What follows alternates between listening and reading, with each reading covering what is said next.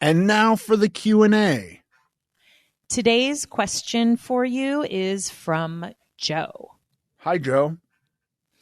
Joe asks, as someone who has binge dieted and been a binge glutton, I'm concerned just how badly I may have screwed up my liver, pancreas, and metabolism in general. How does one heal his or her metabolism if she or he has in fact messed it up with binge dieting, gluttonous cycles? With gratitude and respect, Joe.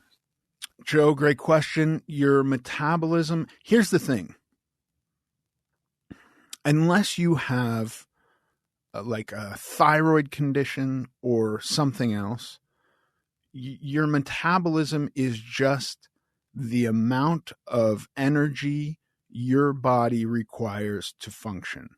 That's all that means. So you can't really have a damaged metabolism because what we're talking about is just the amount of energy you use. So if you're wanting to eat more energy than your body uses, that's not a problem with your metabolism. That's a problem with hunger cues and,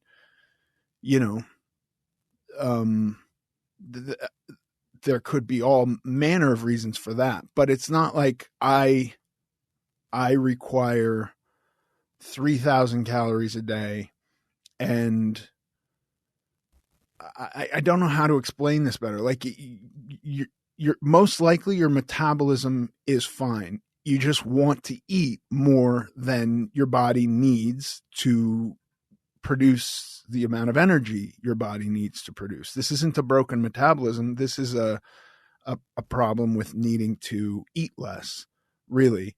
I had to have this really horrifying conversation with one of my kids once where she said she had a slow metabolism. That's not really a thing.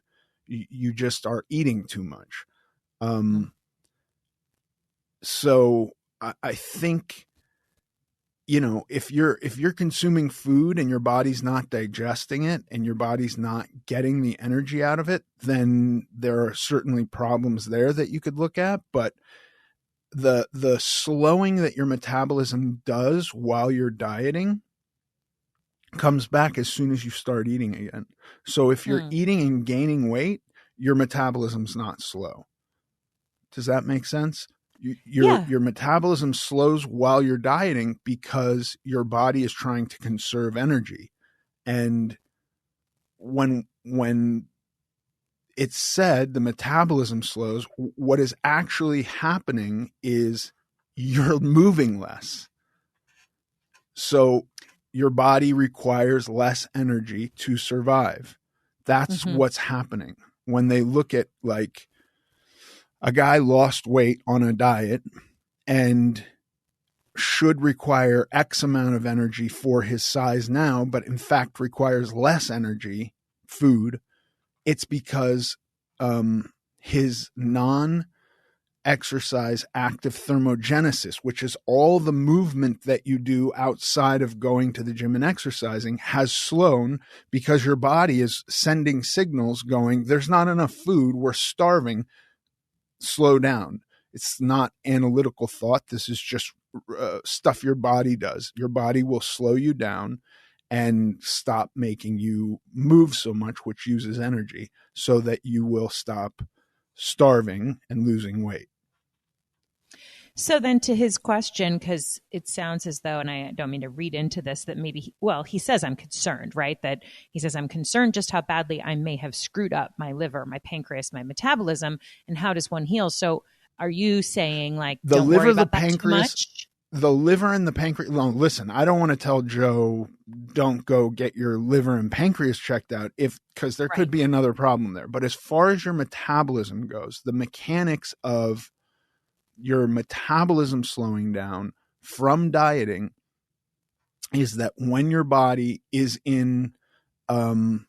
not receiving enough energy to survive and it's consuming its stored fat, it will slow you down in order to, you got to really picture it this way. Your body has no idea at all what you're doing to it. When you're getting it fat, it's happy. It thinks you're in some situation where there's lots of abundant food. It's relaxed. There's no stress about that. Right. When you're not eating, when you're eating so little that it's eating its own fat, it's worried, because the end result of that is you die, you starve to death. So your body is then going to fight that by slowing down, moving, talking with your hands. Maybe you'll avoid going to the bathroom. You know, you go like, I kind of got to pee, but I don't have to that bad. Whereas possibly when you're well fed, you just go pee. You wouldn't, you know what I mean? So there's a lot that goes into it. But it really is the amount that you are moving, jittering your leg, talking animatedly, how much you stand up, how much you pace, all of that is going to go into, that's what your body is going to shut down. So when you hear about or think about my metabolism slowed down, it's because you literally have slowed down. You have stopped moving as much. This is the great thing. And this is one of the reasons I advocate so much for diet breaks, because all of that stress that your body has undergone because you haven't been feeding it enough, because it's been eating its stored fat, which is like its savings account of energy, that all chills out. And you don't have to gain weight in order for it to chill out. You just have to eat enough to not lose weight. All of the stuff that gets you slowed down goes away after some time, and then you can diet again, and your metabolism will be quote unquote fast again or fired up. But really, it's just how much you're moving. Right. Okay. Yeah. No, that makes sense. Thank you for the additional explanation there. It is a horrible thing for people who conceive that they're not losing weight because they have a slow metabolism to say like, no, it's just that you're moving less and you're eating enough to sustain life, right? To sustain whatever function the body requires. That's how much you're eating. It sucks. It's a hard pill to swallow sometimes, but that's really the mechanics. Once you start eating again, you know, listen, there are people who take thyroid pills, right? So as long as there's not a real problem like that, outside of a problem like that, it's just that you're not moving as much as your calculation to lose weight, you know? Yeah. No, that makes sense. Okay, good. Well, thank you for that. And Joe, good luck to you. And thanks for asking us your question.